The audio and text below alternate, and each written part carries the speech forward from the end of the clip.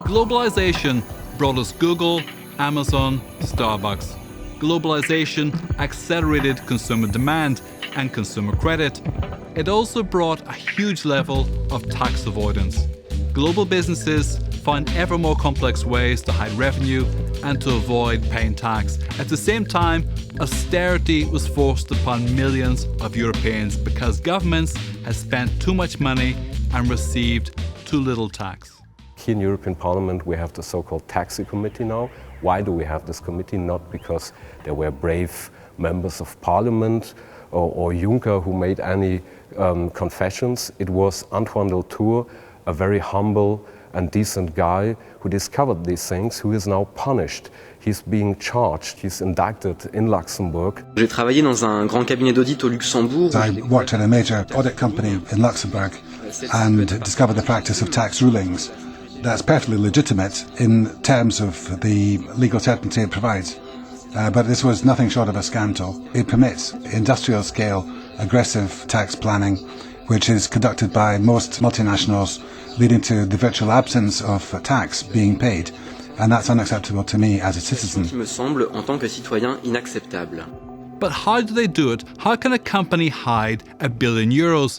Basically, they create a complex network of businesses in different countries. Tax rules are different in each of Europe's member states, so it's almost impossible to see an accurate picture of a global company's accounts. Secrecy and lack of transparency mean companies can avoid tax in one country with the assistance of special tax rulings in another country. Can I be quite clear that, in my opinion, the accounts of consolidated multinational companies are works of fiction? The OECD has said that at least 60% of world trade takes place on an intra-group basis, and not €1, pound, yen, dollar, or whatever other currency of that is ever shown in those accounts of the multinational corporation as a whole. That is perhaps the most secret of places to which a company can go to hide what it is doing, because it is precisely that intra-group transaction that we are interested in when it comes to tax. At the end of 2014, a series of secret documents called the LuxLeaks papers were revealed. They proved how some companies lowered their tax burden to less than 1% of profit by making deals with the Luxembourg authorities. We know from LuxLeaks that they have tax rulings in Luxembourg, benefiting Luxembourg a little, but evading taxes in Greece. So we see the dramatic consequences of it.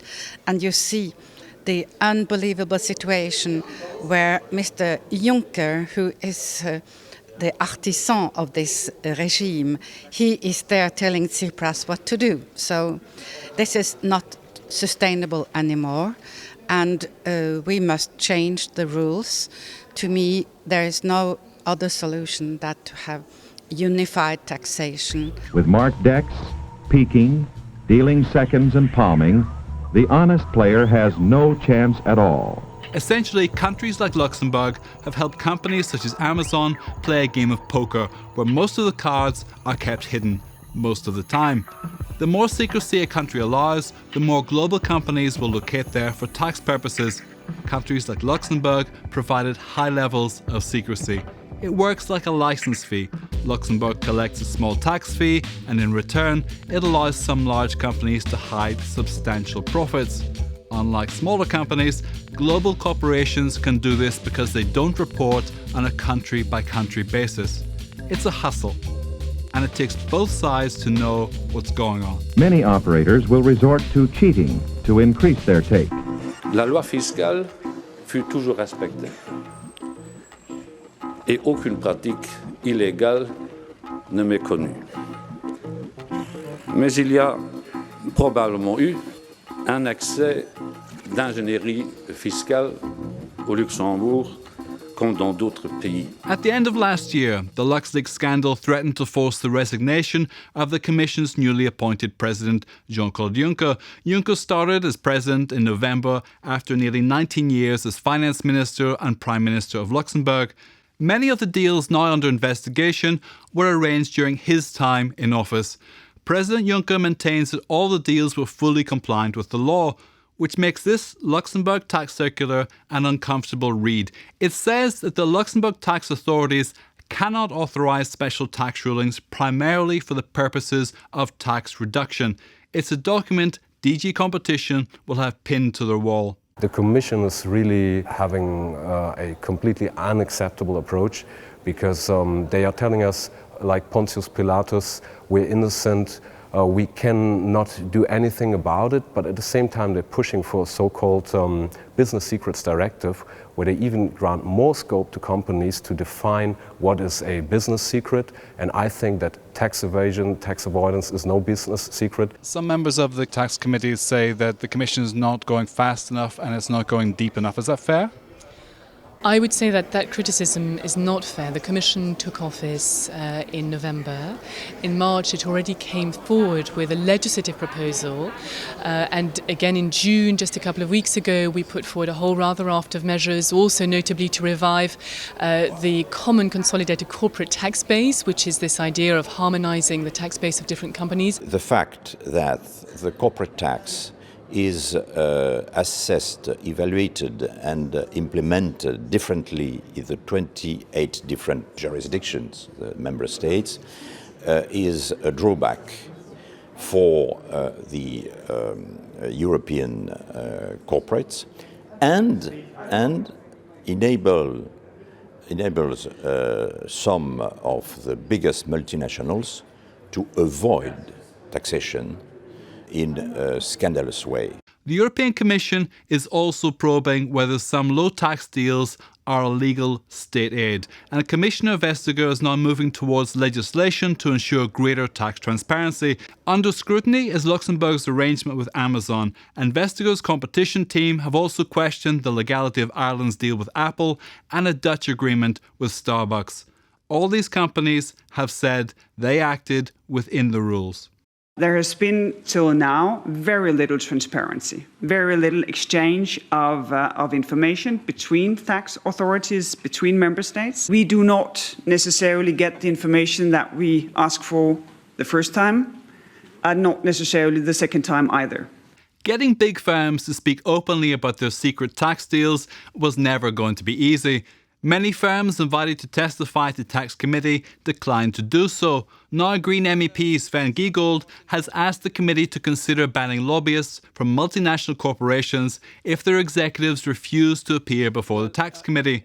The lobby ban is now under consideration. If it's enforced, firms including Facebook, Amazon, McDonald's and Coca-Cola will be denied access to Parliament. EU citizens lose nearly 1 trillion euros a year due to tax evasion, tax avoidance. The big multinational corporations that pay below 1% taxes and profit because they're shifting profit and losses across borders. Today, it is so complicated to try to take a multinational to court for tax avoidance because they know everything which is inside their company. They have tens and tens of very good lawyers, and on the other side you will have the prosecutor being nearly alone, not being a specialist in this domain.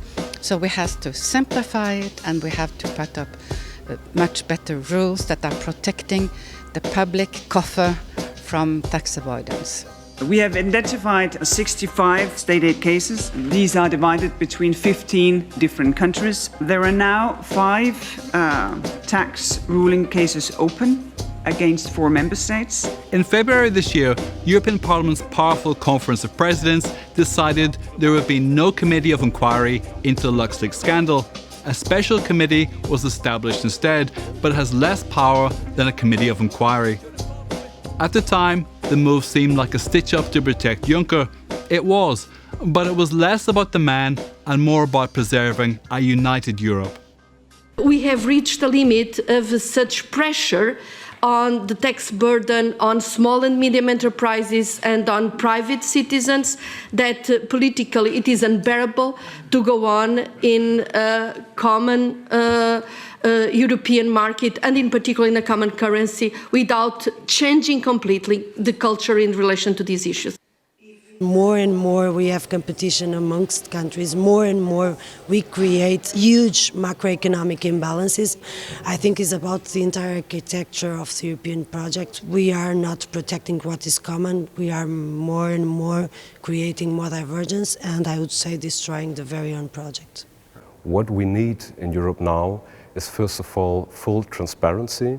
We need so-called country-by-country reporting, so that companies have to report where they really employ people, opposed to like empty offices with mailbox companies. We need a consolidated common corporate tax base. It's a difficult word, but the basic meaning is that it doesn't matter anymore whether a company shifts profit and losses across borders, because you would look at the overall profit of the company and then distribute it according to economic activity. It really has been a very, very intensive pace of work that we're trying to drive through very quickly, because we know the public demand is there, the demand from the European Parliament is there, and also here at all levels at the Commission, everybody is very committed on moving forward on this issue, which has now become something of a global importance.